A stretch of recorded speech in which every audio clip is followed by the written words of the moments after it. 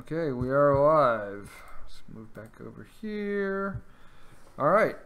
Hello and welcome to Fermenting Opinions. I'm your host, David Poseidon. And your co-host, James McVeigh. And we are Fermenting Opinions, the podcast in search of a more palatable political ferment. This is the start of, I guess, season 2 for us. I think we're going to do, just label it by year. It will be each season. So this will be episode 1 of season 2 of Fermenting Opinions.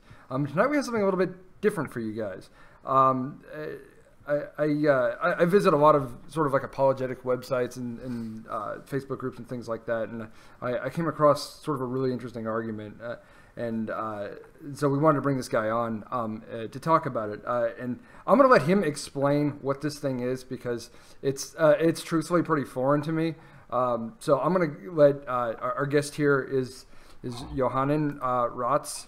If I'm saying, I think I'm getting it correctly. Say hi. Hello. Awesome.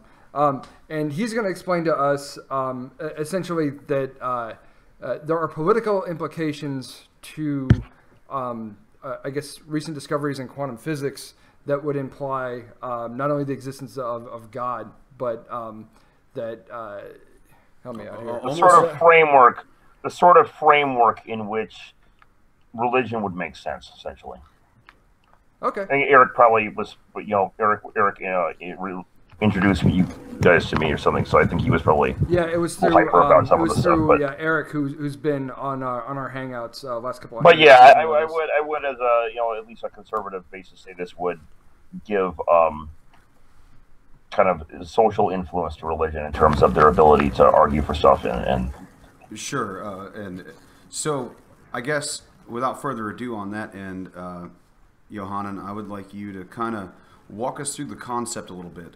I believe it's called Objective Realism, correct? Objective Idealism. Objective Idealism, I'm sorry. So this concept is called Objective Idealism, and it seems to be rooted in, like David was saying, like quantum physics, but also kind of almost a... philosophy of mind. Yes, it's got an epistemological sense to it.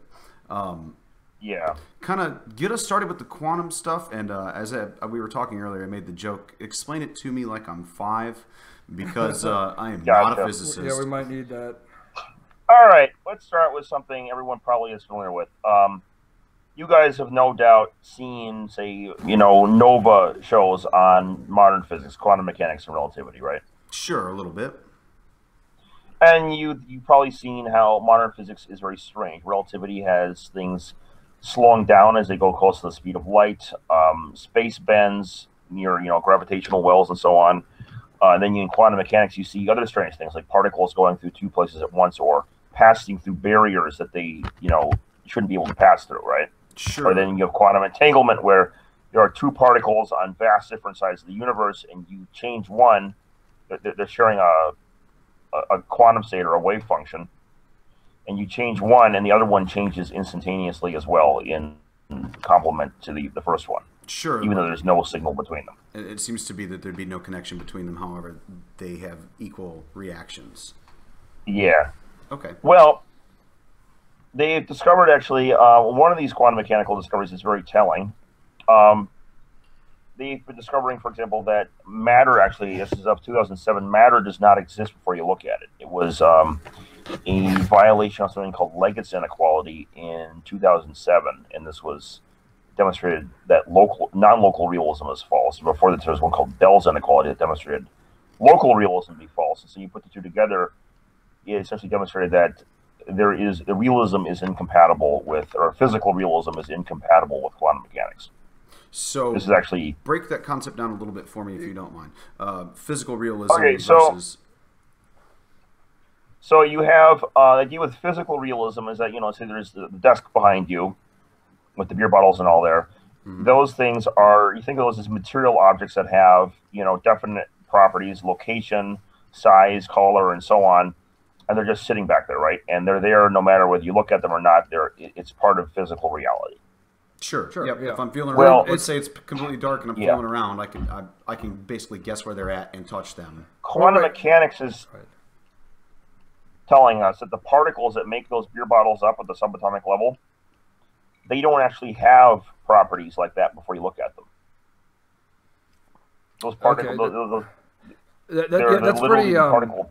That's pretty, I guess, aberrant to, I guess, the sort of the normative. Like, I guess within, it's my understanding, and you'll just have to correct me here, maybe, that on sort of a quantum level or within a quantum field, that these things happen, like that something is existing in like superpositions, and that doesn't break down until there's an observer effect on it, right?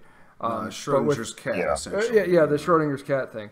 But with I guess sort of macro, I guess we'll call it reality, that we're not all in superpositions. That's an interesting thing. Everyone thinks that, and the reason that you would think that, it's very normal, because obviously you don't see your car quantum tunneling through your garage door, and if it happens, you're probably going to need to buy a new garage door, right? Mm-hmm. Yeah, that would be a problem. And probably up your auto insurance or something too. Sure. That being said, it actually does apply at the level of cars and beer bottles and so on. The catch is, though, is that the probability distribution, okay, there's a quantum probability wave, okay? Mm-hmm. And so the particle is spread out in this wave of potential locations where you look at it, okay? And then because of that, that wave can sometimes extend past the barrier and just appear on the other side, like quantum tunneling, okay? Okay. And it can behave weird because of that. Now, the thing is as you leave the scale regime at which Planck's constant becomes irrelevant, higher scales, that probability wave shrinks, okay? It's still there, it just cuts off much more exponentially. So there's still a chance that it would, pass through the wall or whatever, but the probability becomes lower. Okay. So scale up another factor of 10 again, and it becomes much lower, and so on. Is that kind of like the observable effect, essentially? Like once you observe it, the probability rate drops down to. Oh no, that's that. Yeah, that actually happens when you observe it. But I'm talking about before you observe it, when you go up in scale. Okay, like say you'll see those video powers of 10 where you're zooming in on the universe and it zooms down to a very small scale, and you zoom back up and zoom out to the.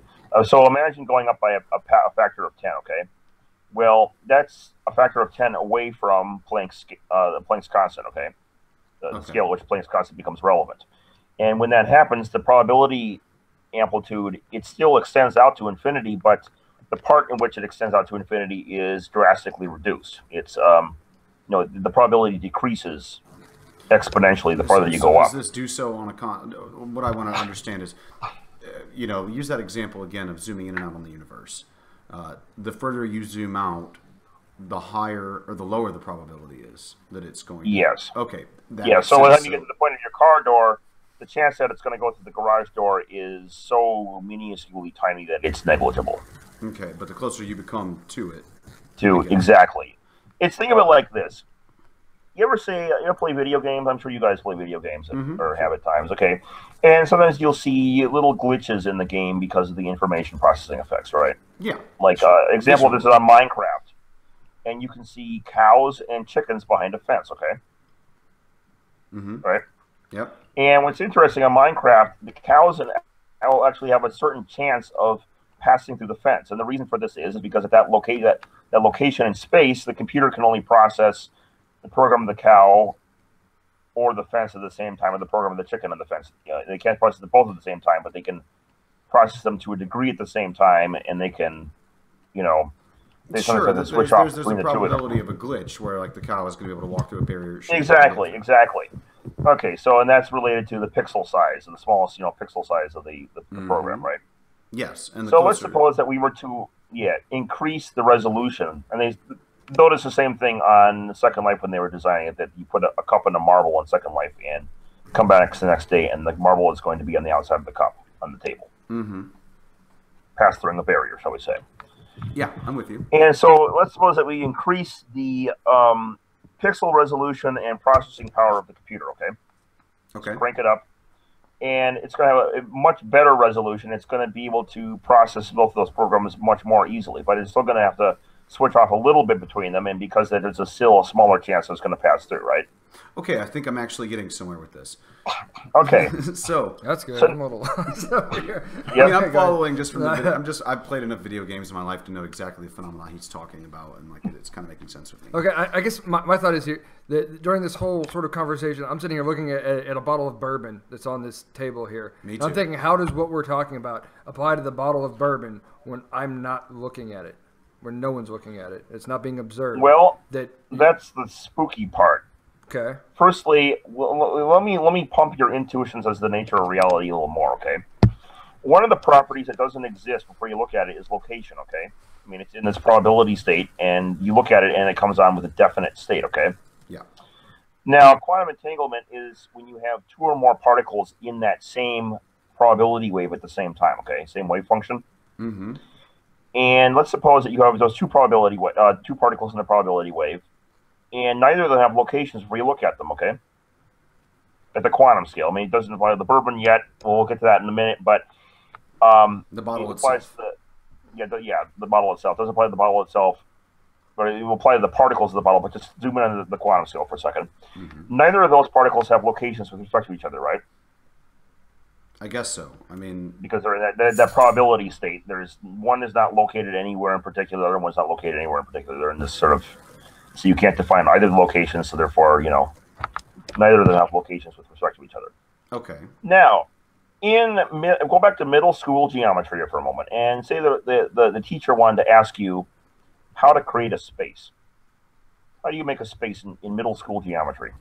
Remember this? You just draw. You're plotting 2 points on a graph, essentially. 2 points on a point. Yep, exactly. And then you get a two-dimensional space. You have a line you drew, and you draw another point off the line, and you connect that, and you define another space there, right? Yes. And when space in physics is defined by the math of physics, which is defined the same way. So without points to define locations, you don't have a space, right? Yeah, okay. I'm with you. So the reason those two particles are able to affect each other at vast distances is because within that wave function, they literally have no space between them. From our perspective, they look like they're miles apart, right? Light years apart. But from their perspective, they're just right there because there's no space yet defined. Exactly. So the points are not. They're not. Yeah. They're not actually. No middle schooler has actually yet drawn no proverbial middle school has drawn the proverbial points to define the space yet. Yep, I'm with you. It's literally just no space. So now, cool thing with this is whether or not something is in a wave function is relative to one's frame. For example, you may or may not have heard of the Schrodinger's cat thought experiment. I mean, that's we were pretty popular. Okay, a little bit. Yeah. Give us a quick breakdown of that, though, because I'm sure we have listeners who don't know. Yep. So you have Schrodinger's cat, a cat in a box with a radioactive isotope, and the radioactive isotope is linked to a gun, which will shoot the cat if the radioactive isotope decays. But the radioactive isotope, of course, has a certain probability of decaying or not decaying based on this quantum mechanical thing. And it's half-life, essentially. Yeah, half-life. Yeah. You can't know exactly where it is. Yeah, I got you. And so while you put the cat in the box with the radioactive isotope, okay, that cat does not have, before you open the box to look, the radioactive isotope either decayed or didn't decay, and whether it decayed or didn't decay would entail that the cat is either dead or alive. Before you open the box up, the idea is the cat is neither dead nor alive. It's in this sort of superposition limbo state, okay? But is it? Isn't it just that we don't know which one it's in? Well, no, that's the thing. It doesn't change the reality of which one it is, right? No, that's the spooky thing, remember? Because I'm playing the quantum non-realism. They demonstrated that the actual properties don't exist. Like this is why Schrodinger's cat is a popular example. Because it's easy for you to understand as a concept of either. It's not just that you don't know. It's that your lack of knowledge means that it doesn't actually in quantum mechanics. It doesn't have one yet. It's like the tree not the falling in the forest. The points haven't been drawn on the graph. I get the Schrodinger's cat experiment. I'm just saying I sort of fundamentally disagree with it. That implication that the cat is both dead and alive at the same time or neither. Well, in truth, it's neither. It's that it's not defined, not rendered into the program yet, shall we say? And if you don't want to use Schrodinger's cat, that's fine. Based on your position, I can see why you're saying that. Okay.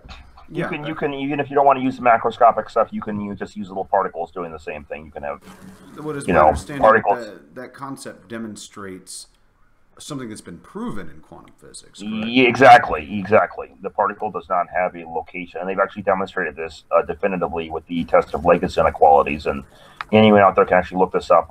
Test of non-local realism. It was published in Nature in April of 2007. Non-local realism? Is that what you call it? Yeah. Okay. And so that's the concept we're talking about, is non-local realism, essentially. Well, it's realism, but the reason I say non-local is that they already falsified local realism back in the 80s. Okay. And so this was demonstrated that there is no non-local realism either, and so there's no hidden variables that define the where the location of the particle is. Okay. Now, let's apply that to our existence, and I guess... right. Yeah, bring this back to the bottle of bourbon. Yeah. Yeah. Okay, so let's look at I heard it was is bottle of bourbon. I also like battle of bourbon. Yeah. That's cool. Anyway, so let's look at. Okay, I'm going to draw your attention to something called Wigner's friend. Okay, so let's suppose that Wigner is performing the Schrodinger's cat thought experiment. Okay, but he decides to go out and walk to the local Noodles Incorporated store. You know, a restaurant for lunch, right? And he leaves his lab assistant in charge of the laboratory. Okay. And the lab assistant locks the door and does the experiment, right? But so now Wigner walks back to his laboratory. He hasn't opened the door yet, okay? From Wigner's perspective, from Wigner's friend's perspective, it's just the cat and the radioactive isotope in superposition, okay? I don't have defined locations. But the catch is, from Wigner's perspective, he hasn't opened the laboratory door yet, and because of that, everything in the laboratory, including his friend and everything else, all the equipment is also in superposition along with the cat, and so he's got a superposition between a sad and a happy friend in there, okay? Yeah, the cat's alive or the cat's dead. Yeah, and if you don't like the macroscopic thing, you can always apply the same principle to the microscopic scale, okay? Well, no, I think I like where you're going with it, though. I mean, yeah. I think I understand it's an expounding idea that it builds on Yeah. itself. The more So observance now- there is, that's yeah, how you get exactly. reality. And so the thing about this is inside that room, though, from Wigner's perspective, everything in that room, nothing in that room everything is in the wave function. Therefore, everything is entangled with each other, and nothing has. Remember, I said that there is no space between entangled objects. From Wigner's frame, there is no space in that room. The space is not yet defined by anything in that room. And you can expand this again and go outside. There is Wigner's other friend. Okay, I don't know. Say Wolfgang Pauli is outside the building. Okay, he's talking out on the front. In front of the building with some friends smoking a cigarette or something. Okay. And two of them are out there talking, and everything inside the building is now entangled and is in superposition and has no space. And you can keep expanding this on upwards until you get to a universal wave function, which they actually experimentally confirmed the existence of that a couple of years ago as well. Okay, so now that's where I wanted to get to, because that's what I'm getting curious about. Okay, so the that universe, was... If you go all the way out on a macro level to the entire universe. Yep. And now the fascinating thing about that is because there is a wave function of the universe. It's actually defined by something called the Wheeler-DeWitt equation, and it is a wave function that has zero energy and exists outside of time, okay? And so they discovered in 2013 that time actually emerges from quantum entanglement. And because that, at the level at which that it emerges, it means there is no time there. And so the only wave function that has the property of being timeless is the Wheeler-DeWitt equation wave function. The universal wave function. Exactly. So that's unique to the universal wave function. But this is where, and I think this is where we get into the God consciousness, I assume, would be that the universe does exist, at least to us. Yeah. We can get to the consciousness in a minute, but I want to point something else out briefly before we quite get there, which is quite fascinating itself, is that universal wave function, everything in the universe is in that wave function, right? Yes. At that perspective, everything would be entangled. Even if at our frames it wouldn't be, but at that highest frame, everything is entangled. Unless, of course, it's observed. Yeah, before it's observed. But the thing is, before it's observed then, that means, remember I said that the space between entangled particles does not exist? That means the entire fabric of space in the entire universe does not exist before you look at it, including the fabric of space in which that bottle of bourbon exists. And so, at that level, there's no, matter and energy require space to exist, right? Matter has spatial extension. Your bottle of bourbon has spatial extension, and energy, meanwhile, is either kinetic or potential. But kinetic means motion through space, and potential means sitting in a potential field, which is spatially extended within space. Yeah. So there's neither matter nor energy nor space or time. It's non-physical, and the only thing left to talk about then, and they've done this quite well, is it's a measure of differences. It's information. And so the space actually it's emerging from information outside of space-time. And everything within space-time is an illusion generated from that information. Okay. And so that then gives you a way to think about, the bottle of bourbon is real to you, but it's not at a microscopic scale. It gives you a whole new way to think of that this non-real, you kind of divide between quantum and classical, right? This non-real stuff behaves that way down on the quantum scale, but at our level, it's all real. But that's kind of an illusion. And what's the difference? Think about it this way. It's the difference between reality and what Lacan would call the real. Yeah. Reality so now, is observed existence. The real is the actual state of being. Of course, there's a certain movie which is very popular, classical movie. Well, now it's kind of classic, that is very popular. That kind of relates to the concept we're talking about, right? It's got to be The Matrix, right? The Matrix, everyone's favorite, The Matrix. Nailed it. All right. So all right, you couldn't not nail that one. This is going to be fun. This is going to be fun for me, just based on the the Lacanian elements of that movie's creation. So this will be awesome. So let's have your bottle of bourbon in The Matrix, okay? Mm-hmm. Yeah. Mr. Anderson is drinking his bottle of bourbon. It's real to him, okay? But now it looks like a material world, right? Pretty solid, spatially extended. He walks the door. He's got, his computer there. Everything's pretty solid. I mean, it pretty much functions as a material world, though. As a material world, yeah. But now let's suppose he zooms down all the way to the pixel resolution density, right? The scale of the pixel resolution. At that scale, you would expect to see those sorts of effects that you see in Minecraft and so on. Those glitches that you talked about, we talked about that you're familiar with in the computer games. You'd see those at the microscopic scale, right? Yeah. And you say, okay, well, it's not real at that scale, right? But when he zooms up, because he doesn't see those kind of weird, funny effects in his world, right? Mm-hmm. He would conclude that, it only exists at the microscopic scale. When he zooms up all the way to his classical scale, those effects are no longer there. It's all quite solid material, and so therefore he would assume that his world is real, right? Yeah.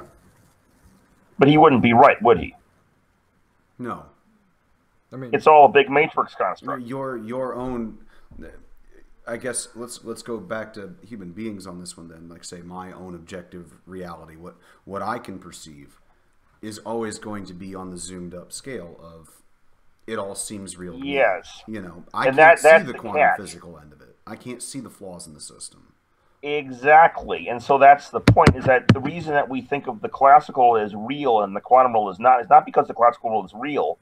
It's because those little funny information processing effects, they're too tiny to see at that scale. Just like they would be too tiny to see in the Matrix at the level of human beings. Okay. So the Matrix is a very convincing illusion. And of course, then you have, say, an agent, okay? Say an agent were to replicate, say, a professor or someone else who is, trying to convince people they live in the real world, okay? Mm-hmm. He'll tell them, that only applies to the quantum scale. At our level, it's real. It kind of diverts everyone's attention. So therefore, the world is real despite it being not real at that level, right? Okay. But in reality, we know that's not true, because that's actually, everyone kind of assumes otherwise, right? They're like, well, of course, it has to be real at this larger level, right? I mean, surely. Because just as surely it's your intuition. It's your intuition. Is when you wake up from bed in the morning, you don't think of before this whole realize this whole virtual reality, or learn about this virtual reality physics. It's just the natural assumption is the world is a real place. Uh-huh. It's the simplest thing in the world to do. It has to be real. So everyone's intuition is that it's material. So there's kind of the intuition there. But you look very closely at this, and the physics is saying something very disturbing about that intuition. Exactly. It's not real. What I'm saying, the bourbon being solid, it looks solid, but in the place in which it looks solid is only an image. It's a three-dimensional image, essentially, which in the space itself is not even real. It's a giant, construct. But here I am touching this glass, holding it. I can feel the weight of it based on gravity. I mean, I can drink the fluid inside of it. Right. It's kind of like, Cypher talking about how juicy and delicious a steak is. I perceive all of this, in other words. So this, again, yeah, brings me back to the question of how does this involve a God consciousness? This idea of perception and reality, and where do we go from there? So let's look at a couple things. So you use three of them. You can get either way with one of these. So firstly, merely on a philosophic level, before we get into the science of it, it should be worth noting, you can talk about information as being encoded on something, but that's not really information as is. Like the stuff in your dictionary is not really information. It's representations of information, right? Sure, exactly. But we say we're to take away any material substrate from information, okay? Which we have to at this level, because once we collapse space, there is no matter and energy left, right? Mm-hmm. You just have pure disembodied information as it is, okay? And you think about what disembodied information is, it has a mental ontology. It means someone is being informed. There's information, it means someone is informed. And so you have a mind, right? Now, that's kind of a philosophic argument for it, right? And it's, it seems pretty obvious that, regardless of how the physics turns out, there has to be, basically, this leads you to idealism of some kind, whether or not we actually hammer out the mental aspect of it, right? I think so, but this is leading me to a very important question that's foundational to this idea. Okay. If there is a God consciousness observing this universe, essentially, and it's giving it its all, essentially, it's reality or realism. I mean, we observe it, it becomes real, or it becomes reality for us. I mean, that doesn't make it real just because I'm observing this glass, as we've discussed. If there's a God consciousness observing it, doesn't that actually make it all an objective reality again? Well, that's what we call it, objective idealism. Okay. Oh, I see. What you're asking is, why is it that, if God's observing everything, everything should be collapsed, right? Yes, exactly. I mean, if God's observing it, well, that means every the object catch is with in that place. is two aspects about that. The manner in which God is observing it, and this will become apparent a little bit later when we get to the mental side of the physics, is not extrospectively. He's not seeing it the way you're seeing, like your cup of bourbon. It's a mental projection, I guess, maybe. It's a mental projection, but from his perspective, it's all internal. It's like his daydream. Exactly. He didn't collapse any wave function. It's purely mental. So it's not physical in any kind of way. The particles Yeah. don't exist for him. It's a thought process. Yeah. Exactly. And so because of that, that's all actually occurring in the wave function. Now, if you'll And we'll get to that in a bit later. If you'll pardon my French a little bit, how in the hell did we get to that? That's what I want to get at, is how did we come up with this There we concept go. that Let's how look do we at get let's look to at some of that. God's mental projection How do we get versus... to the science? How do we get there from... We got the philosophic component, but let's extend past that and look into the science of consciousness now for a minute, okay? Sure, that's what I'm talking So, I'm going to put a couple ideas on the table here, and these can be complementary, but you can take them each individually, and they'll all lead to the same conclusion anyway. There is one called, a guy from my home state, Wisconsin, Giulio Tononi. He's a very famous cognitive scientist. He has this model called integrated information theory. And he pointed out that, regardless of what your ontology is, you can be materialist, dualist, an idealist, neutral monist, et cetera, but the point is that the one thing everybody agrees about consciousness, whether or not they agree what it actually is in terms of ontology, is what it's like, right? Mm-hmm. And what it's like is also what it is, because it's, that's what consciousness is, the subjective, what it is like aspect, right? Yes. Again, the concept of reality is really perceived reality. Yeah. So he then says that you have information, which is basically he says that consciousness is thoughts and ideas and perceptions, Mm-hmm. right? Which is information, and it's integrated into your mind. Okay, so there's your mind, and which one do you use, David? It's on the guy in the right. That's what I thought. And you are James. James. Okay, so James' mind, the contents of James' mind is not the contents of David's mind, right? That's very true. And vice versa. Okay, Most of the so time. that means.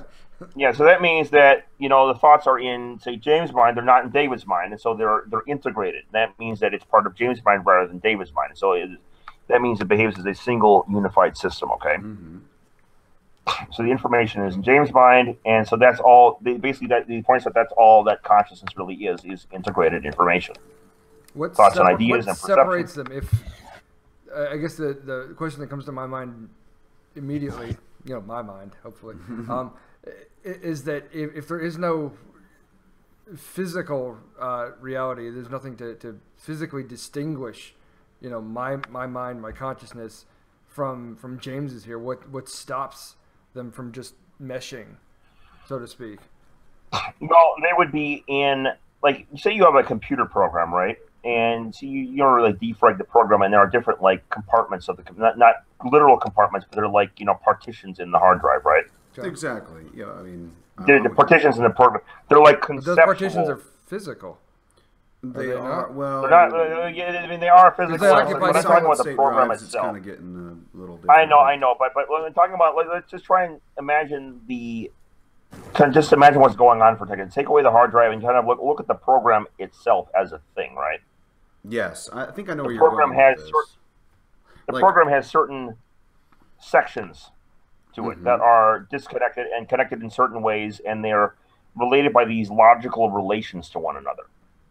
And things can be partitioned off or connected via those logical relations. Right, but even though the program still relies on code, and the code still has to be physically recorded somewhere. Can I point interject is just that, for a second to try to explain yeah. what you're saying, because I think I'm getting it. Basically, let's put it out here as a different concept of David and I are playing the same computer game from two different computers. Sure. Our partitions are going to be different. The way the code is reflected upon itself on each one of our programs based upon how it's installed, what it's installed with, what other applications are running.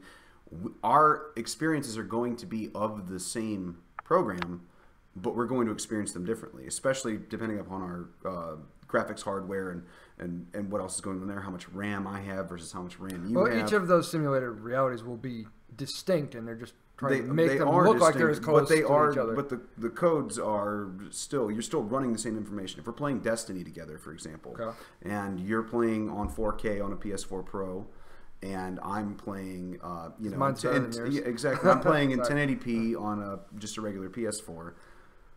Our systems are processing the information differently and at different rates. Things are happening differently. Your vision and your experience of what you're seeing in the game is different from mine. However, the enemies are still in the same place. We're still shooting the same stuff. We can still see each other in relative space. Well, because the server puts those things in each one of our games. We're playing two different games. That's exactly the point. We're actually playing two different same physical game, games. But yeah, exactly, two different physical things. Yeah. I think that's kind of the concept he's getting at here with why your consciousness is different from mine, but is also the same. We're both experiencing the same bourbon. We're both looking at the same bottle of bourbon, but we're doing so with different hardware. Maybe. I think that's what. Okay. Yeah. Essentially, the program is distinguishing things. Essentially, distinguishing which player and which context they're looking at the game from. That's basically it. Yeah. Cool. I am following. And so, this. It's good. Interestingly, when you take the actual mathematics of integrated information theory to define what it is, it turns out that quantum entanglement qualifies as a form of integrated information. The quote in his thing where he says that, quantum entanglement, insofar as two elements are basically, they behave as a single state, they are informationally one, and that it's identical to integrated information. Okay. And again, that's going back to that exact same concept, the geometry thing of the points haven't been plotted yet. Right. But this time he's identifying it as, instead of talking about space, he's talking about that same concept of entangled and describing it as consciousness. Okay. So this is going to bring me right back to my same question, because I want to prove this God thing. This is my atheism in me. What is the difference between the God consciousness that observes the entire universe through, I guess, a dreamlike state, a purely mentally perceived state, or a mental imagination, I suppose, versus what I'm seeing? How is my objective reality different from this God consciousness' objective reality? Well, remember how I pointed out the Wigner's friend experiment? And I pointed out that you have, whether or not something is entangled is relative to one's frame. Yes. You have, the Schrodinger's cat, right? Yep. Right there with you. And you then have, those are entangled. With respect to the cat himself, he's not entangled. He's collapsed his own wave function. He's seeing other, but respect to, say, Wigner's friend, he's seeing it. And then, of course, with respect to Wigner, he's seeing the entire whole thing in the laboratory as entangled. So, exactly. So his entire understanding of it, but isn't it only entangled at that point to him? And that becomes who doesn't have the information. That's really not capable of observing. That's what I'm trying to say. Yeah. So like the cat's observing whether or not that guy's it's about dead to go or alive. off, right? Yeah, exactly. Or if he's still alive anyway. He's capable of observing. Until he's the person looking at the cat, or looking at the box rather, knows that it's in superposition. Okay, go ahead. And our guy outside of the lab, whose name just keeps Wigner, I think Wigner is his name. He's the entire lab is in superposition. His friend Wolfgang outside, who's smoking the cigarette. The entire building is in superposition. So why is not the universe always in superposition for this God consciousness? And how does that mean that I'm not actually the one in charge of what is my objective reality? Well, the answer there, of course, is you're not aware of the information generating the bourbon, right? No, that's true, but we're getting there. I mean, with what you're telling me with physics, we're certainly getting there. But you're not. What I'm saying is, you're not introspectively aware of it. Even if you're aware of it as a scientific matter, you're not introspectively aware of it. But if I were, wouldn't then you might be God, or you might be a higher being. And what I'm getting at is, if God is observing all of this, does that not then solidify the existence of the entire universe? Well, the catch is that, number one, he's not observing it down to complete detail but insofar as he's not doing it, those things are not defined. That's why you see those quantum mechanical, empty space. Like the pixel resolution ran out. Superposition exists because God the universe is in superposition for him. Yes. He's aware of its entire existence down to the microscopic detail. However, for him, in his consciousness, it's in superposition always. So the only time that we put things into actual, I guess you want to call it objective reality, is when we actually observe it. Yep. And now there's another aspect to this too, which we'll get to in just a minute when I finish my thought on integrated information. Mm-hmm. We'll get to that just after this. But let's finish that concept first. It kind of ties into that, actually. Mm-hmm. So you have, if entanglement is integrated information, okay? Okay. You see, you have entanglement being integrated information like that, and integrated information is consciousness. Well, that would mean that, and it's like a single conscious mind, right? You'd have the entire contents of that room being a single conscious mind. You keep extending it on upwards, okay? Yeah. You get to the wave function of the universe. Mm-hmm. Well, the wave function of the universe is massive entanglement between everything, right? Yes. Essentially, everything's in superposition. Yep. 1 second. Okay. I guess I have a question, I guess, following from all of this. I don't know if you're listening or not right now. But with regards to you and me and James here, that I guess we're not currently in superposition, because I guess essentially what you're positing is that... From your own frames. Yeah. What he's saying is that because of the way the universal wavelength works, the entire thing is actually, on a universal level, always in superposition. And we are just our own little balls of consciousness that we create our own reality, essentially. It doesn't mean that we actually are not in superposition, because we're not, because there is some universal wavelength where everything is always going to be in superposition. We get our own objective. So we are in superposition, or we're not? We are. That's the theory that he's positing, is that we are always in superposition. But from our own consciousness, from our own perspective, our own objective reality, everything around us, what we perceive, is objectively real. It's objective reality. Like, I'm touching this desk, exactly. No, I'm feeling everything. But that doesn't mean that I'm not in superposition. Something much larger on a universal scale is projecting the idea of me, but not actually physically observing what I'm doing on my scale. Okay. You see, the concept is, I guess, God is looking at the universe as a whole. So the universe now exists to God as a universe. But nothing else is actually objectively real. So basically, God is just a more special ball of consciousness that gets to observe further away. more of everything. He's not seeing us. And he's also seeing it introspectively rather than extrospectively. It's all like an internal, a daydream essentially inside of him. Yeah, which is a strange thing to think of. Yeah, but it's an imagination. Yeah. It's an imagined concept. It is not defined. So let's take this integrated information thing, right? Mm-hmm. And you have, if you apply it to the quantum scale, entanglement equals consciousness, and at the top level, everything is entangled. Mm-hmm. So you have this universal wave function, okay? From that perspective of that universal wave function, the entire universe is inside of a conscious state. Okay. Inside of a mind. And there you have there's your first concept of God from a purely scientific framework with no reference to, philosophy even. I mean, outside of, say, Aristotle's prime mover or something. Yeah, exactly. There's, all of science is in some way dependent on philosophy, but insofar as people can treat science as kind of like an independent field, this is a purely scientific argument for God in a way, which is kind of cool. You don't usually see that, I think I completely agree that this is an argument for the existence of God through quantum physics. I don't think it proves shit personally, but that's just my opinion. But I do see where you're going, and I'm following it. And it does make sense. Am I blowing your mind? Am I blowing your mind with the nature of reality, even without the consciousness aspect?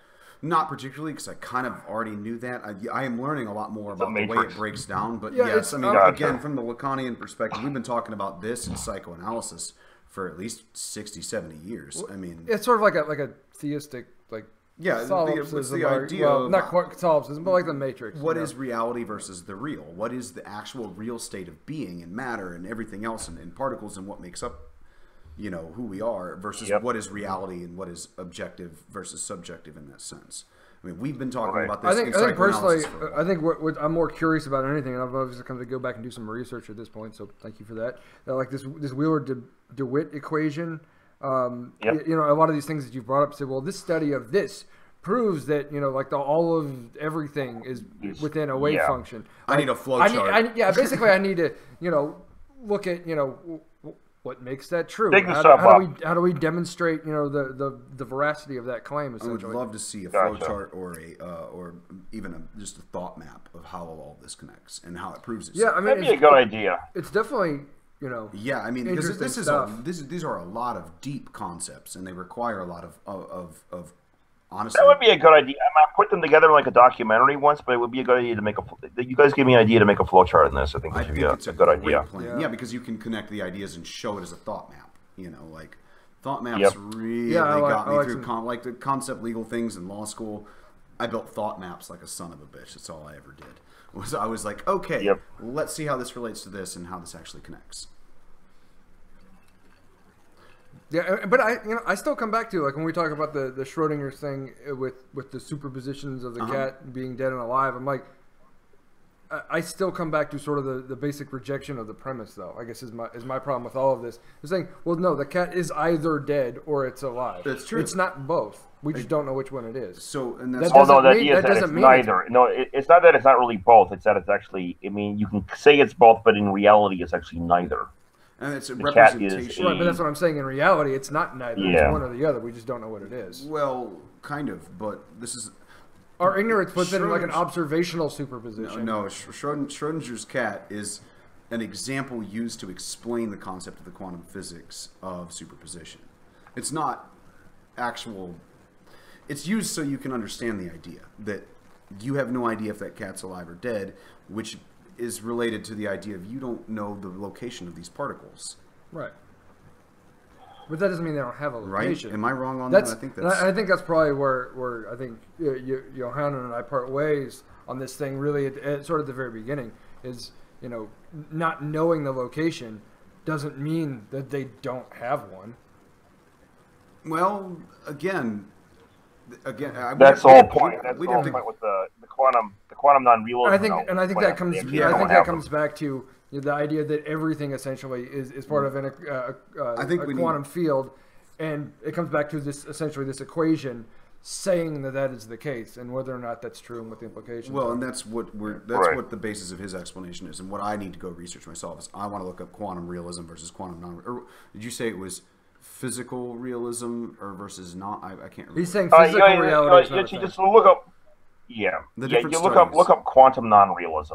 Okay. I mean, they probably would use quantum non-realism as a term, or just realism in quantum mechanics. Realism in quantum mechanics.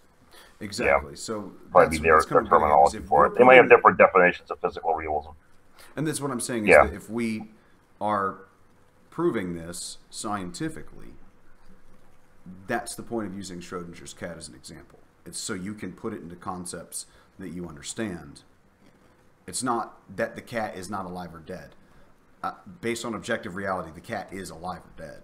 You know, at some point, once you open the box, you find out. Right. But until then, it's demonstrating the concept of how physics actually work on a quantum level. Of those particles are neither here nor there because they haven't been plotted yet. Once you plot them, that's how they join, or that's how they define their right, space. and that works different than, say, which I think maybe the analogy works better when we talk about like the two-slot test, or there are variations on it, but the two-slot test, and the sort of these photons end up on a field when you don't observe them going through, I guess, this slotted thing, and where it refracts basically onto a field behind it, versus when you watch it. It basically, not you, I mean, when it's measured. Not a human observer, but something observing it. It will kind of do one or the other. And the fact that that's weird. And that light particles are acting both as particles and as waves, you know. Yeah, exactly. And it's this goofy stuff. The superposition idea. Yeah, that's the superposition idea. That makes more sense to me, I think, than the Schrodinger's thing, because to me that's a lot more. Sure. And so I guess if you want to take that example, and Johanan, correct me on this. If you take that example, look at it in the same concept of superposition, and that unless you are directly looking at a thing as the observer, it's in superposition, right? They both exist as refracted light and in waves. Yep. Okay. Yep. Now that's the idea of the God consciousness. What gives birth to the universe is that there is a universe. The universe itself is being observed on a super macro level. Yep. He's not focusing on the desk. He can't see the desk. Gotcha. I guess, okay. Let's, I don't know how much, we got a little bit more time here. If we wanted to, I guess, to me there's some implications of this that I think when you first posited to me that were sort of almost more interesting than trying to prove it's true. That, like, what does this imply if it is true? Like, it's an interesting thing to like explore, because if it's so curious as a because I mean, as much as the concept of all of this sends your mind spinning, exactly, the implications of if it's true, or even more so, like. Well, let me show you something that you're going to love to see with this. We'll add this because this actually ties into what I was going to get into in a little bit there. What are you guys' favorite ice creams? Oh, cookies and cream, baby.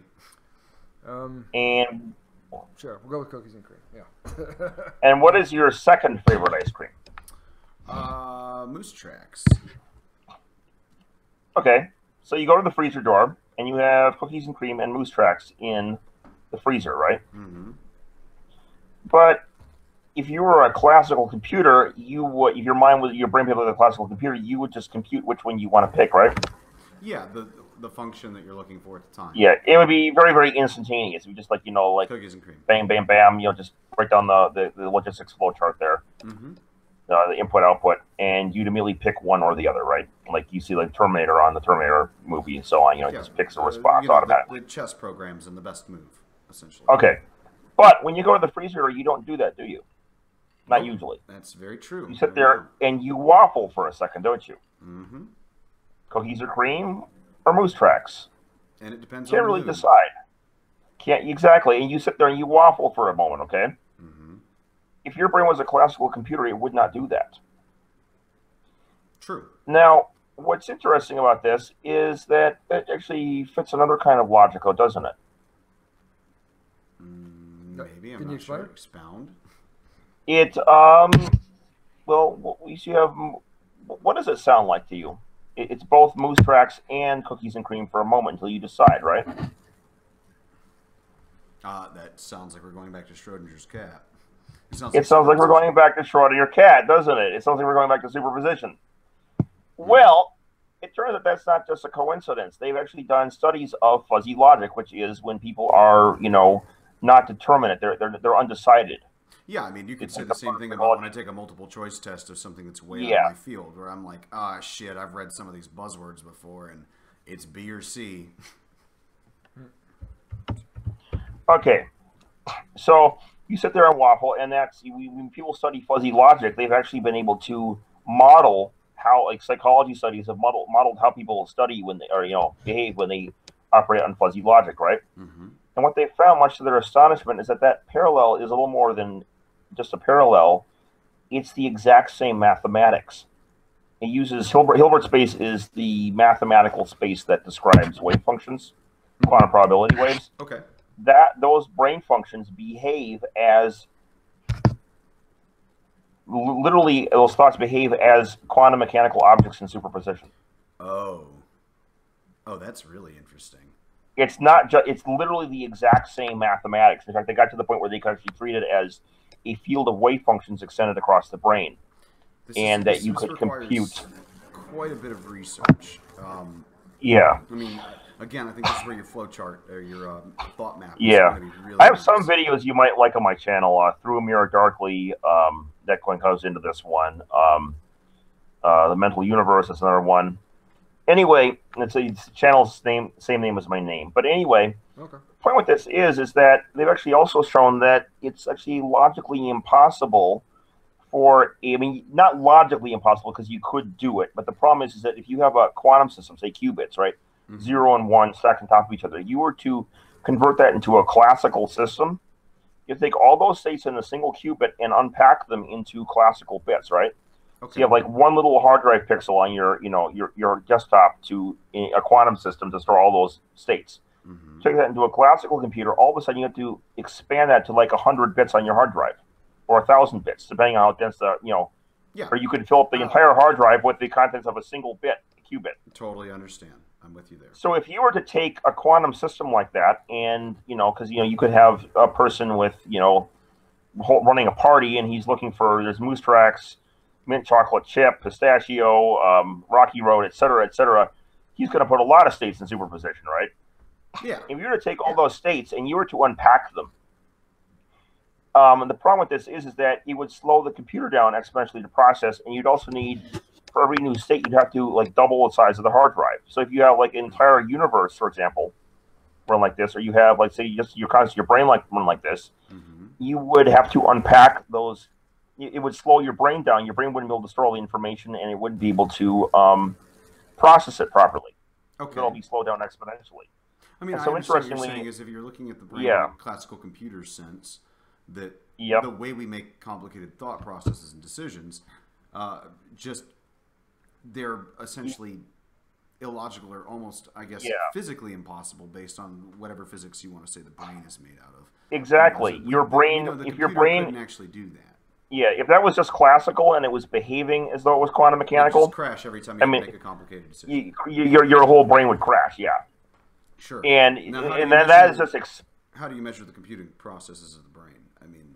Well, there is this thing called gamma synchrony. And this is kind of an open field because quantum biology is kind of a young thing. Is this? Can I interrupt you just for a second? Is this like your field of how did you learn all this? Physics is my field of expertise. Okay. But then that kind of physics kind of can extend into other, like, I'm not a biology guy, but I can apply my physics skills to my biology, and so there's this kind of like hybrid field called quantum biology, and so I can, understand some things about quantum biology from my understanding of quantum mechanics. So they actually discovered that in anesthesia, when you give someone anesthetic, all the other brain functions in their brain are operating, except for one called gamma synchrony. Only the gamma synchrony is shut off, and then when you come out of anesthesia, the gamma synchrony turns back on again, So the consciousness is located into whatever is going on with gamma synchrony. Sure. We know that from anesthesia. Yeah, well, it turns out that gamma synchrony is organized by proteins in the front and the back of the brain, And somehow these proteins oscillate at the same time, despite being disconnected from each other by about, 8 or 9 inches, right? Yeah, synapses, essentially, electrical impulses. Yeah, and they just automatically go on both together, right? They send signals to one another. Yeah, and they do it. Well, they don't just send signals; they're actually oscillating simultaneously, even before the signal. They're actually what orchestrates the signals in the first place. Okay. Well, when the biologists studied this, they realized it doesn't quite work like that. I mean, you couldn't send a classical signal across the brain in enough time for this to orchestrate like this, right? Oh. Well, what else do we know that orchestrates stuff? Well, right back Like to that. Right back to the superposition. Quantum entanglement. Yes. Yep, quantum entanglement. So the conclusion is that these proteins that are organized in the gamma synchrony, which is what's responsible for consciousness, is operating on an entanglement mechanism in the brain. There's little, proteins in the back and the front of the brain that are entangled. Mm-hmm. And we just tied it to consciousness again. There's the entanglement to consciousness connection again, which is very fascinating. And then there's a guy at UC Irvine named Donald Hoffman who combines. He actually he has a model called conscious realism, where he starts with a mathematical model of conscious agents, and he was actually able to, starting from that, only that, not quantum mechanics, he was able to derive the wave function in quantum mechanics from the behaviors of conscious agents. This is definitely an interesting theory. And not only that, but he was then able to expand on that and show how you could get things like quantum spin out, mass and energy measurements out, and this is all out of the derivation of not quantum mechanics, but the derivation of quantum mechanics-like mathematics from conscious agents. It was the exact same mathematics. It was like the exact same equation you use to get you derive from quantum mechanics or from conscious agents that is the same as the free particle wave function in quantum mechanics. Interesting. Yeah, it's very fascinating, isn't it? It is. So now, it does have great theological implications, and I would say to look at one of those, and this is like, I mean, it's theological, but it's also, even if you don't go the theology route, you just like, I mean, I'm sure you guys as even though you're atheists, I'm sure you guys have like explored things that are, say, not in theology per se or proving the existence of God, but weird phenomena. I mean, who hasn't occasionally gone to the side, that weird side of YouTube where they talk about hauntings and psi activity and videos of like poltergeist caught on film and so on and so forth, right? Mm-hmm. Sorry about that. Yes. That's kind of like fun to do, even if you might not believe it. It's kind of fun to explore, right? Yeah. Sure. No, I totally, well, I mean, let me show you something very disturbing that comes out of this, okay? Mm-hmm. The wave function, that's the information behind space-time that generates the physical world, right? Yeah. Okay. And then you have, the thing though is that if quantum cognition is right, your thoughts and emotions are already in that wave function, right? Okay. Which mean, even though they're like projected through that, that entanglement in your brain, they're not actually in space-time. They're in the wave function behind space-time. Yes. The quantum gravity is describing space-time is coming from, okay? Mm-hmm. Hilbert space. So you have these thoughts and emotions that are not in space-time. And if you think about it, that actually makes sense, because even before you learn all this weird physics, it actually was very intuitive to you. For example, if I were to do brain surgery on either of you, and I were to look for the number 2, I told you to think of a red tomato or the number 2, right? Mm-hmm. And I cut your brains open, I wouldn't find the number 2 or the color red anywhere in your brain, would I? I'd find a bunch of gray matter shooting, electrical synapses, but I wouldn't find those concepts anywhere, would I? No, of course not. I mean, sure. Yeah, and you wouldn't find them, and you couldn't also say the number 2 is located somewhere in space, could you? Like, you could say, like, as a mathematical it doesn't make sense to say it's anywhere. Yeah, it's not. It doesn't. Yeah, it doesn't have spatial extent. Yeah, it doesn't have spatial extension. The programming. It's relational. Yeah, I mean. Yeah, it doesn't have a spatial extension or a temporal extension or etc. But so it's not in space time, right? Okay. Yeah. But we just talked about stuff being not in space time in a different context, didn't we? Yeah. Not in that weird Platonic abstract context, but in the concept of quantum gravity, right? The bottle of bourbon again.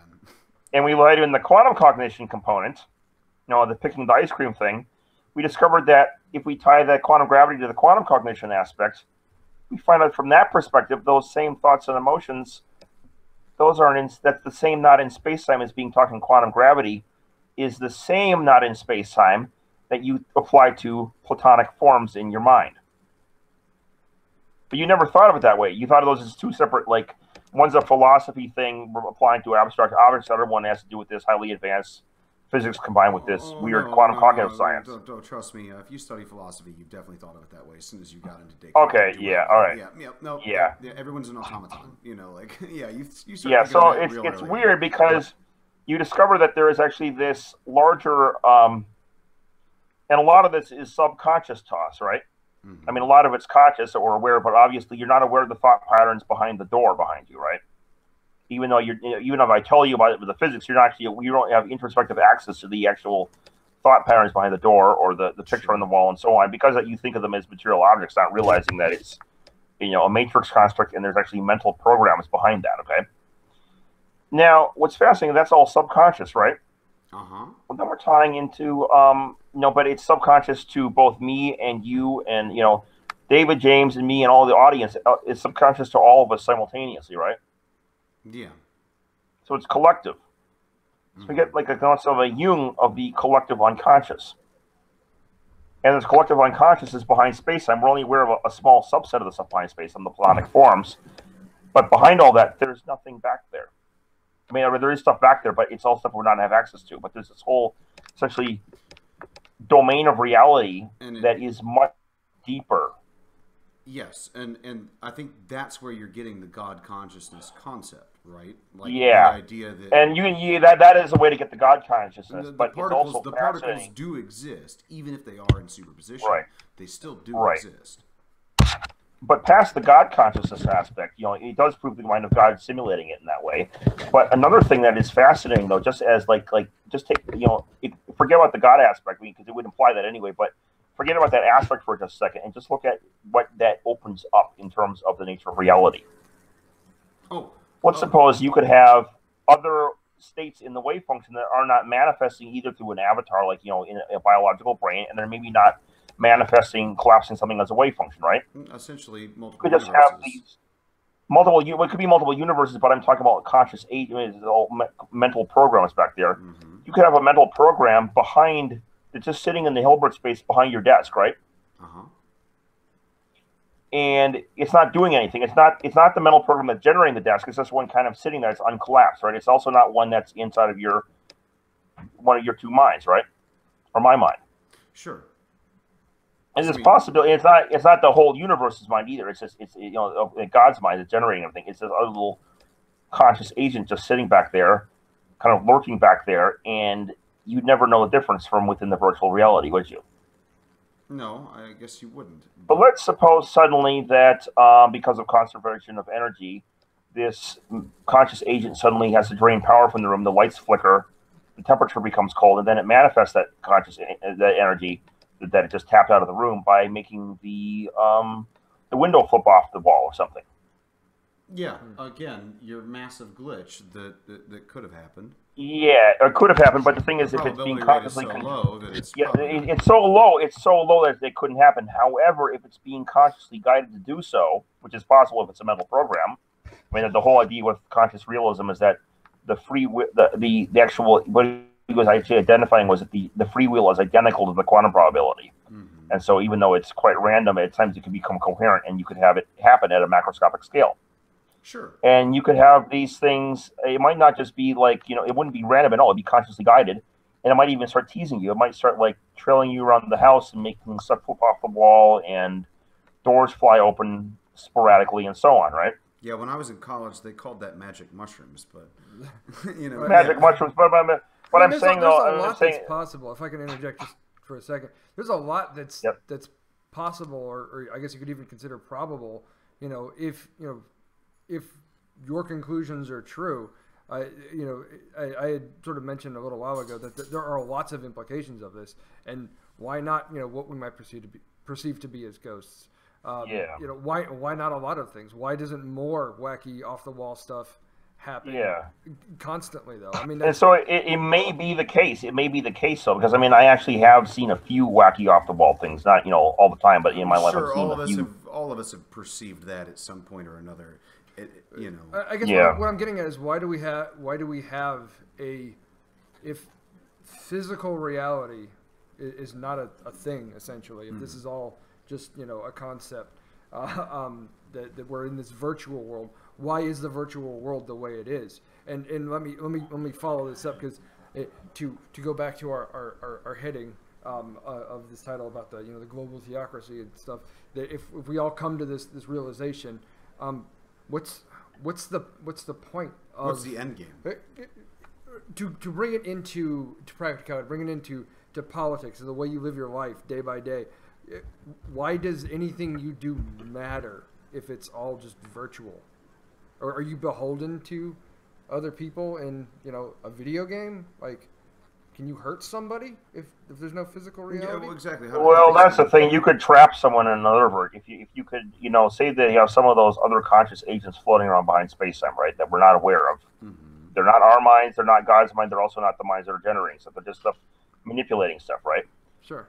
Yeah. They could in theory manipulate. Yeah, ghosts essentially. They could, in theory, if someone say are malevolent, they could manipulate stuff so that, you know, once your avatar dies, when you shoot yourself in the computer game, right? Your avatar dies, right? Your body dies. Okay. You don't really die though, do you? No, you're regenerated. Well, you just pop out, and even though, you know, you say you have Alzheimer's, the brain breaks down. You say the entanglement breaks down, but still that quantum information is going to leave, even though it's, you know, dissociated and the mind's all broken down. And the person dies, it's still going to leave, and then it's going to re-entangle with, you know, the wave function outside. And you see in your death experiences, some people have, like, you know, like brain decline, and all of a sudden they have very vivid experiences, like, you know, the perfect memory. And sometimes they've even had cases where, like, a person who was born blind actually ends up seeing during the near-death experience. Reports like color vision and so on, when they're crazy, but it happens. So, so this is all possible, and you could have, you know, say malevolent conscious agents doing stuff to, like, once the person dies or the avatar dies, take the person's consciousness and put it into, like, trap in some other virtual reality, and just, like, you know, that one episode of Star Trek Voyager, you know, by those parasites that were trying to capture Janeway's consciousness and put it into a virtual matrix outside space-time. Sure. And it would, you know, this leads me to. But again, how does that really hurt? It was just mental anguish. Is that? I suppose so. I mean, well, it could be just as real. It could. I mean, it's mental, but it could feel. Remember, if this whole thing is true, we're already inside of a mental simulation, and also, so it could feel just as real as our world, depending, you know. Yeah, I mean, you are experiencing things as you're experiencing, whether or not they actually are real. And I mean, again, we've been doing this in psychoanalysis for a long time. The separation between reality and the real. Reality is what is perceived. The real is what is actual. So this brings me to a great question, though. If, as we have proven, I guess, on a quantum level about superposition and everything, what is to say that requires observance? Why can't that just be the state of reality? Why can't that be the state of the real? Why can't that actually just be the way things are? And observance really isn't actually changing anything. It's just how we, in consciousness, interact with an object. Yeah, that's the what realism. I mean, yeah, it would, and here's why. And this is the weird. This is where you get the objective idealism from a philosophic angle. Okay, this is going to be kind of mind blowing. Because I mean, this could just be the way things operate. Okay, so let's suppose you have, and it has to be. Actually, you'll see why in a moment. You're familiar with probably Kant's phenomenon-Noumenon distinction, right? No. Okay, it's literally phenomenon is the way things appear.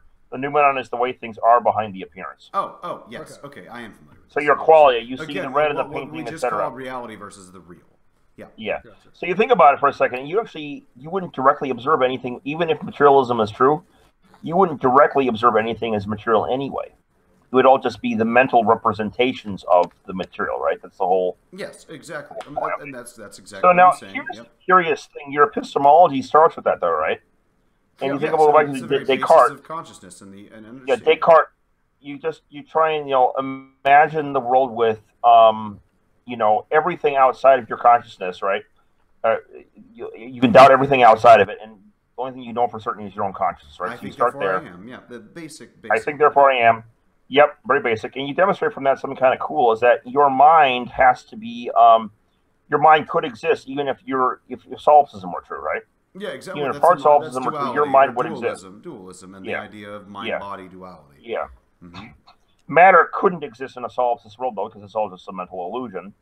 And so because the very fact that your mind could exist in such a world, even if such a world is not real, demonstrates your mind has to be immaterial, because it can exist in a world that lacks any matter. Yeah. Oh, so now, you have immaterial categories, all the qualia and so on. Right? Your mind could perceive a world that isn't real, but that doesn't mean your mind isn't still, again, being... Well, no, it isn't still, but what I'm saying is, But if, as far as I know, that still requires a physical brain in order to have a mind. Well, we talked about the reason it has the physical brain. Even if all of the mind's perceptions are not real. That's what I'm saying. Well, the reason the physical brain is there is it needs an avatar interface, and that operates. Remember, I explained the whole gamma synchrony function in the brain. It's literally like a... Okay. But I mean, what it does is this essentially either proves or is propped up by dualism, the idea that the mind and the body are different things, that there is a soul and that there is a physical realm. Right. And the soul is what has consciousness. Not your brain. Your brain is just...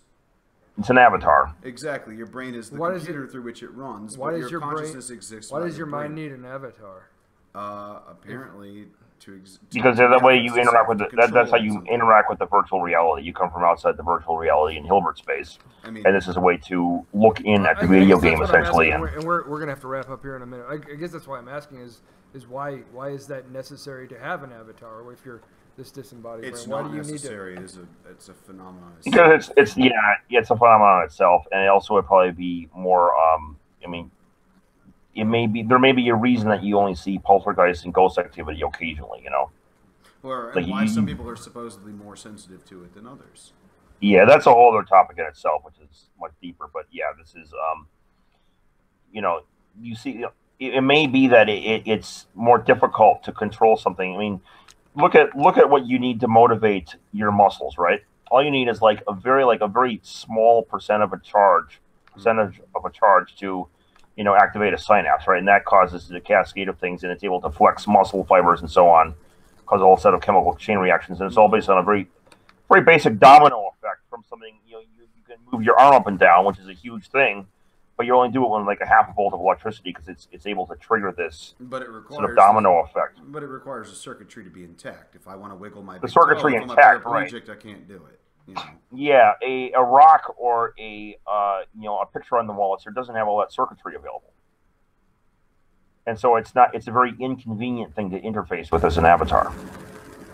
So you wouldn't have the ready circuitry there that you could readily employ to. Okay, well, and this is where Descartes lost his traction, and this is where I'm right about this too, is that you cannot exist in a world without physical matter, meaning that even if there is a mind-body duality, you have to be able to send the electricity somehow. There has to be something physical that exists, and the particles have to be there for you to actually send the signals to make your fingers wiggle. You see what I'm saying? Yep. So, how do you juxtapose the two ideas? Like, how are you saying that there is duality when obviously there isn't actually duality? The mind needs to exist. The consciousness is gone when the mind stops existing. Yeah. Well, the brain, that's the thing, is that the brain actually, this is kind of interesting. Marty said that you can tie religion into this. And this is something that's very subtle, that's not noticed by most people. Most Christians don't notice this, and it shows up in other religions as well. Hang on, this is where and allow me to interrupt, I'm sorry, but this is where I'm hitting the slippery slope, and I think religion just went falling back into the pit of doesn't exist. Okay. Again, well, no, it's an interesting pattern. The brain in the physical realm must exist to some degree for thought and consciousness to exist on its own, right? And so this goes back to my question. To exist within the virtual reality, yes. And so this is where I'm saying that I think that the theory is getting holes poked in it. I don't know, because again, I'm not a quantum physicist, and I'd have to look into this more. But assuming we're accepting the superposition idea, and that observance creates actual realism, or what is real. Right. Right. So, if that's the case, again, my consciousness tells me the glass is real. I'm holding, all of this. The only way that I have consciousness is through matter, is through actual physical matter existing. So I see what's happening one of two ways. Does it actually matter? Everyone assumes it's matter, but that's where we got the whole thing, is that it may not actually be matter as such. See, now that's the interesting point. See, I was sort of, for your position, I was sort of, assuming that's where you were coming from initially, anyway. But how do we prove that matter doesn't exist? Physical matter doesn't exist. That goes way back to the beginning of the show. That was the quantum non-realism. That was the quantum non-realism thing. And see, now that's the part that I'm real hazy on, that I'm gonna have to do my own research on, because I feel like that's gonna be one thing in and of itself that could be another hour and a half discussion. I mean, yep. But I think at this point, I think this is where I was asking these questions from. Well, physical matter, if physical reality doesn't exist, why does it matter? What you do, really? Ethically, why do you put your pants on and go to work in the morning if you're not going to work? It's good. Just your avatar question. in your mind. Does anyone play a video game and mow the grass all day or something? Like does that sound like a good use of your time in a virtual world? Right? I mean, why do we do the things that we do? Or is our constant daily life, this is sort of creates an existential crisis, I think. Sure, but then I guess we come back down to the point again of, this is what proves, to me at least, and again, I could be wrong, I have to look into this, but this is what proves matter exists. I mean, I can cut my fucking finger off or my hand off. If I cut my hand off, I no longer can use that hand. Even if I feel... Right, but he's saying that's just your avatar's hand, and then your avatar isn't really real; that it's just virtual, right? So then, this is where you can take it even further. Is Christianity true? Did Jesus come back? I mean, I guess miracles would be a triviality in a virtual world where weird stuff can happen. Sounds right? like a glitch to me. If that's a glitch, right? Or an intended but glitch. Not just that. Why vote Democratic? Why vote Republican? Why do any of this stuff if none of it really matters? Well, it seems to. Why not just sit around and contemplate the VR? Wait to die. I mean, I think the answer to that would be that you're addressing your objective reality. I mean, you are. Right. And there's I guess another thought I'm having about all of this, and that I had mentioned. I had spoken with one of your friends, a guy named Kyle, if I recall, that I suggested. That this was perhaps all a stolen concept fallacy to use science, which is based on methodological naturalism, to disprove that a physical reality exists. That you're using the things that you're relying on to reach the conclusion that it's not really real. Well, insofar as that's concerned, I'm going to surprise you a bit here. I define physicalism and naturalism to be different things, right? But that being said, and this will kind of blow you. Okay, anyway. This will be kind of a surprise, okay? Sure. Okay, now technically you could call, in a sense, the outside space-time world the supernatural. I mean, if it has ghosts and allows for hacking the matrix to create miracles and so on and so forth, it would kind of be what we're referring to as the supernatural, but it would still be within the purview of science, right? Ultimately. Yeah, so I mean, you could apply the scientific method to it. Yeah. Insofar as you can apply the scientific method to it, I actually identify myself as a naturalist. I'm a theistic naturalist, which is kind of a... So yeah, I'm not opposed to methodological naturalism because, it's a very weird kind of naturalism, but it is a naturalism. But it's still the law of gravity, I mean, it's still 1 or 10 times out of 10. If I drop this glass, it's going to fall on the floor. It may break, it may not break. That depends on the status. And where all this is coming from, speaking of gravity, where all this is coming from is quantum gravity. It's the very deepest level of understanding gravity, which is where we're getting this notion of virtual reality physics from. Right, but if you're only trying to figure out essentially the rules of the game of a virtual reality, isn't that you still just sort of using an internal process to I guess sort of figure out the rules of the delusion that we're living in? Well, wouldn't that be the implication? Yeah. That's essentially what he was talking about earlier with the ice cream choices and all of this too. Is that the superposition wave theory, I suppose, kind of proves itself over and over again in the way our thought processes work and the way we can observe quantum particles working. I mean, it all kind of follows the same mathematical equation in this concept of what seems impossible is not impossible, and it's directly related to this superposition idea, right? Yep. I think. Yeah, is that our brain is not a classical computer. It is based on this quantum model. It functions in the same way. Like the whole 7-inch gap or whatever from one part of my brain to the front on consciousness, there's no way within our understanding of reality with the speed of light and everything that synapse could actually travel quick enough. It's actually 2 quantum particles within my mind, supposedly, you know, they have equal reactions to one another. They do the same thing at the same time. Yes? Yep. Okay.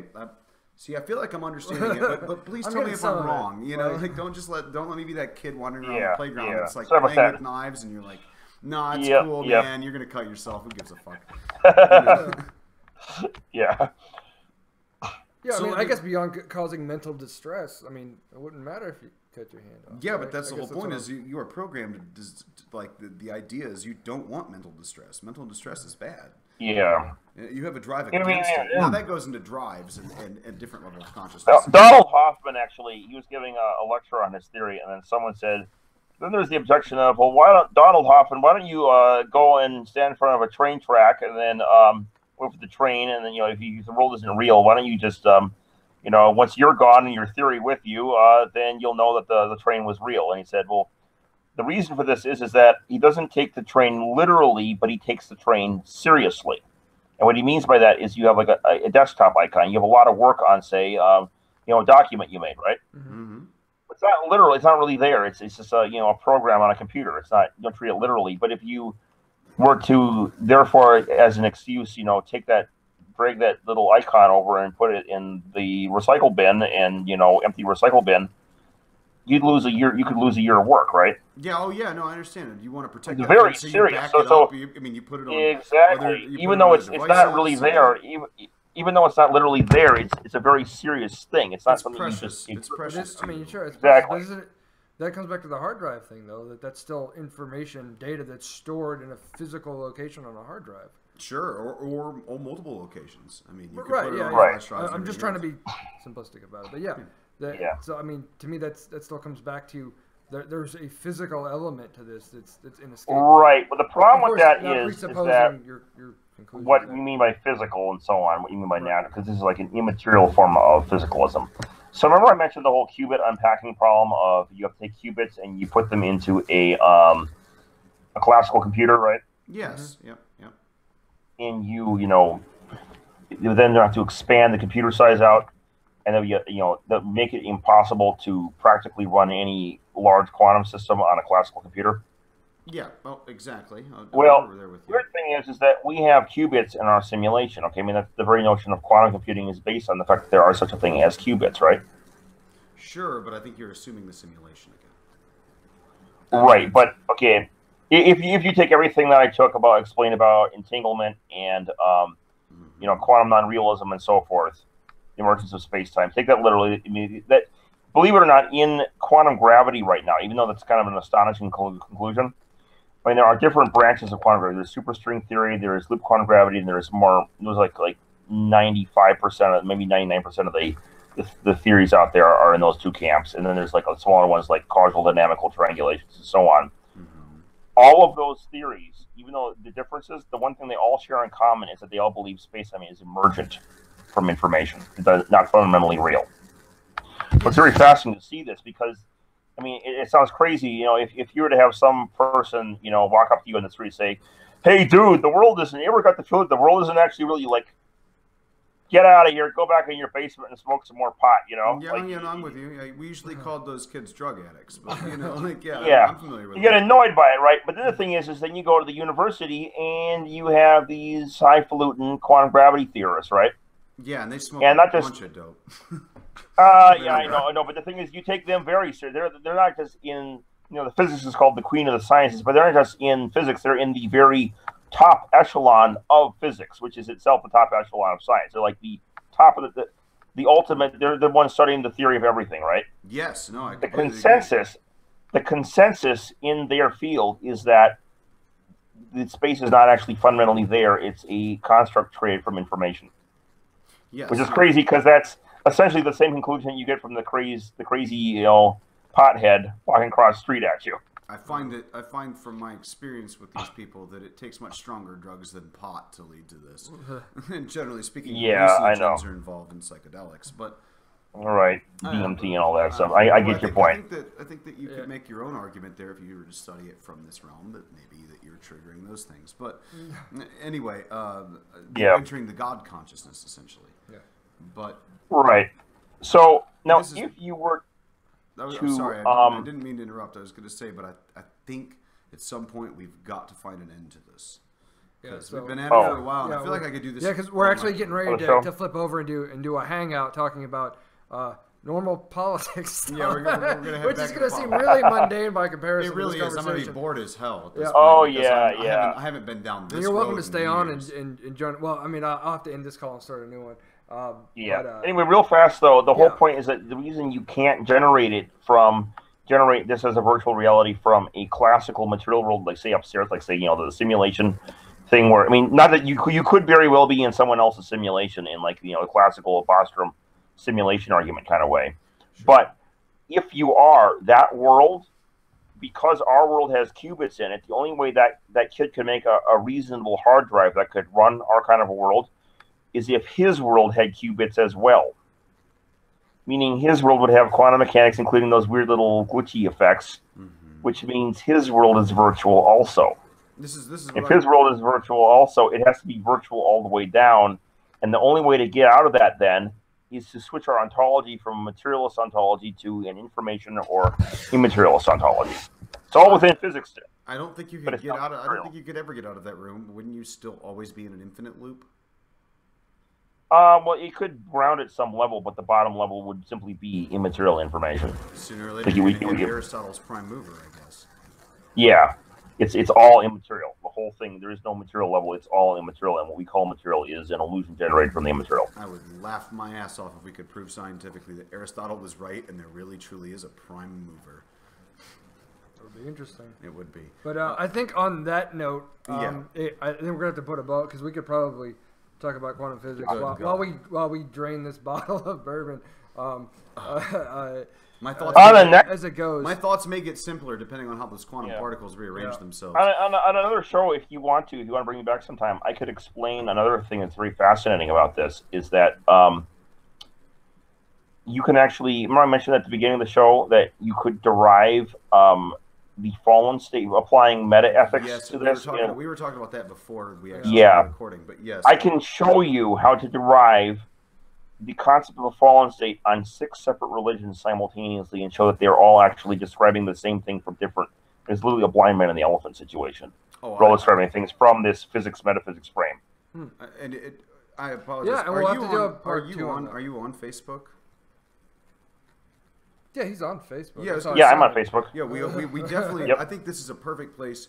I would love to, if you would join us. I'd love to have you on our Facebook group page, Fermenting Opinions, which we could actually start an entire thread about this and actually delve into it. I'm sure there are other people on the page that would have thoughts on this as well. I think that would be a very good collective discussion. Aside from just David and I, we could get the other 400 and something, 430 something, 400 and whatever people in there. But I would love to have you join, and we could actually do that on a big collective thought level. Because I feel like a lot of people are going to have better questions than I am. I'm coming at this from a philosophical perspective, not from a scientific one, and I want to make that very clear. I am a lawyer, not a sciencer. I do the laws. You're not a sciencer? I'm not a sciencer. I do the laws. You didn't science this one. And that's completely philosophically based, essentially. But yeah, we probably I think by the way, I think I know why Eric was saying about the whole thing about the global theocracy. Yeah, that's actually what we titled this right now. I may change it before. You probably have to change it. You probably change it. But the reason he brought this up is once you get the fallen state model, it's going to totally blow you away. And this is going to be very highly controversial from a political perspective. There is actually a esoteric basis for concepts of gender in the tie into metaphysics like this. And you can, believe it or not, actually derive the basis for traditional marriage not just as you not really based in, it's reflected in Christianity, but you can see it in a number of other comparative religions, and the entire pattern actually derives from the metaphysics. It's completely unfair that you dropped this bomb. Yeah, I know, man. Right at the I'm end here. sorry.